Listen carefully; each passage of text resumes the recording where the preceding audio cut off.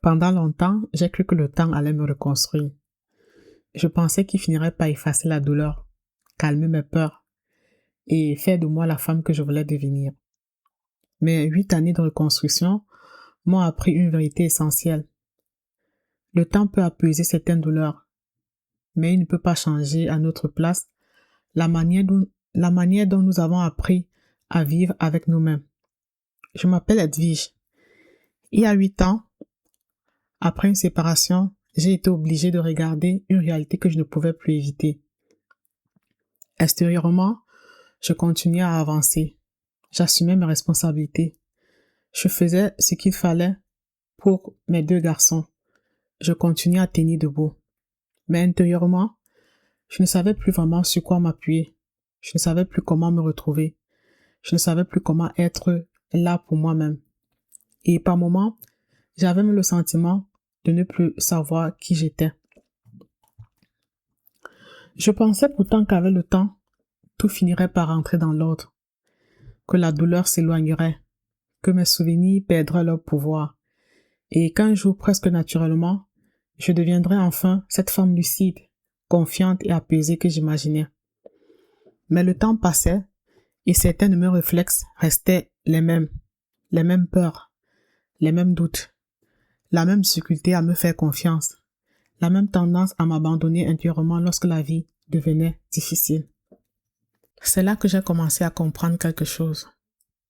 Se relever ne consiste pas seulement à survivre à ce qui nous est arrivé. Nous pouvons continuer à travailler, à prendre soin de nos enfants, à remplir nos obligations, à sourire devant les autres, et pourtant continuer à faire des choix qui nous blessent, à nous juger trop sévèrement, à ignorer ce que nous ressentons, à accepter ce qui nous fait du mal, à douter constamment de notre valeur, ou à nous décourager au premier échec. Il ne suffisait donc pas que je continue à avancer. Il fallait aussi que je reconstruise la relation que j'entretenais avec moi-même. Et ce chemin n'a pas été une ligne droite. J'ai perdu la foi à plusieurs reprises. J'ai connu ces moments où l'on comprend beaucoup de choses sur soi, mais où l'on continue malgré tout à reproduire les mêmes chemins. Ces périodes où l'on fait quelques pas en avant de reprendre un ancien réflexe. Ces moments où l'on se demande, est-ce que je change réellement? Est-ce que tous ces efforts servent vraiment à quelque chose? Pourquoi est-ce que je tombe encore dans ce que je pensais avoir dépassé?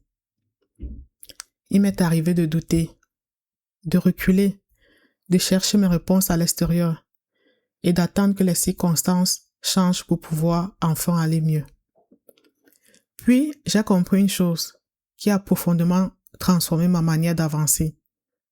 Je n'étais pas responsable de tout ce que j'avais vécu, mais je pouvais progressivement devenir responsable de ce que j'allais construire par la suite. Cette responsabilité ne signifiait pas que tout dépendait de moi. Certaines blessures avaient besoin de temps. Certaines épreuves demandent du soutien. Certains mécanismes avaient besoin d'être compris avant de pouvoir être transformés. Je n'avais pas choisi tout ce qui m'est arrivé, mais ma participation à la suite de mon histoire, elle, dépendait de moi. Prendre à me respecter à ma place. Personne ne pouvait poser mes limites à ma place. Personne ne pouvait changer ma manière de me parler à ma place. Personne ne pouvait choisir mes prochains pas à ma place. Et personne ne pouvait décider à ma place que je ne me mettrais plus constamment au second plan. C'est à ce moment-là que ma reconstruction a réellement commencé. Pas lorsque toute la douleur a disparu. Pas lorsque je suis devenue parfaitement confiante. Pas lorsque tous mes doutes se sont tus. Mais lorsque j'ai cessé d'attendre que le temps transforme ma vie sans ma participation. J'ai commencé à comprendre mes blessures, à remettre en question certaines croyances, à observer mes automatismes, à poser des limites plus justes, à me traiter avec davantage de respect et à faire des choix plus fidèles à ce qui comptait réellement pour moi. J'ai aussi appris quelque chose que l'on dit rarement. Comprendre ne suffit pas toujours. Nous pouvons savoir ce que nous devons changer et continuer malgré tout à obéir à nos anciens réflexes. La reconstruction nous demande alors d'apprendre à maintenir nos nouveaux choix, même lorsque le doute revient, même lorsque l'ancien chemin paraît plus familier. Et lorsque je retombais dans mon ancien fonctionnement, j'ai progressivement appris à ne plus utiliser ce recul comme une raison de m'abandonner. J'ai appris à me reprendre, à ajuster, à recommencer sans effacer tout le chemin déjà parcouru. En 2021, je suis devenue coach certifié en neurosciences motivationnelles. Cette formation m'a permis d'approfondir et de structurer ce que mon propre parcours m'avait appris. Se reconstruire ne signifie pas devenir quelqu'un d'autre. Cela signifie cesser progressivement de vivre en oubliant ce qui compte vraiment pour soi, à apprendre à ne plus se parler comme à une ennemie, à ne plus s'oublier pour être accepté, à ne plus trahir ce qui est juste pour soi uniquement pour éviter de perdre quelqu'un, et à construire une base intérieure capable de nous soutenir lorsque la vie redevient incertaine. C'est pour cette raison que j'ai créé Phoenix Attitude, un espace destiné à celles et ceux qui veulent se relever sans continuer à se traiter comme leur propre ennemi. Ici, je ne vous promets pas une transformation instantanée, je ne vous promets pas non plus une vie sans peur, sans doute ou sans épreuve. Je veux vous proposer des réflexions, des repères et des outils pour mieux vous comprendre, pour reprendre contact avec vous-même, pour reconstruire une relation plus solide avec vous-même et pour reprendre progressivement la direction de votre vie. Parce que la reconstruction intérieure n'est pas un miracle, c'est un processus dans lequel nous apprenons à ne plus nous laisser tomber, à retrouver notre pouvoir d'action, à maintenir les changements que nous avons décidé d'engager et à choisir, décision après décision, une vie qui ne nous demande plus de nous trahir. Rien ne changera réellement tant que nous ne prenons pas part au changement. Mais le premier mouvement n'a pas besoin d'être spectaculaire. Il peut commencer aujourd'hui par une seule question.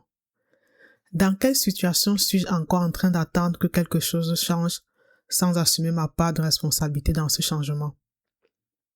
Prenez le temps d'y répondre avec honnêteté, non pas pour vous culpabiliser, mais pour identifier l'endroit où vous pouvez reprendre un peu de votre pouvoir.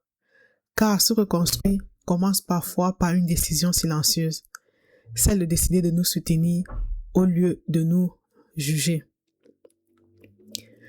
Et de commencer enfin à nous traiter comme une personne que nous refusons désormais d'abandonner. Si ce message vous parle, dites-moi en commentaire ce que la reconstruction intérieure vous a appris jusqu'ici. Et si vous souhaitez poursuivre ce chemin avec moi, abonnez-vous à cette chaîne. Phoenix Attitude, c'est l'attitude du phénix. Tomber, comprendre et se relever autrement.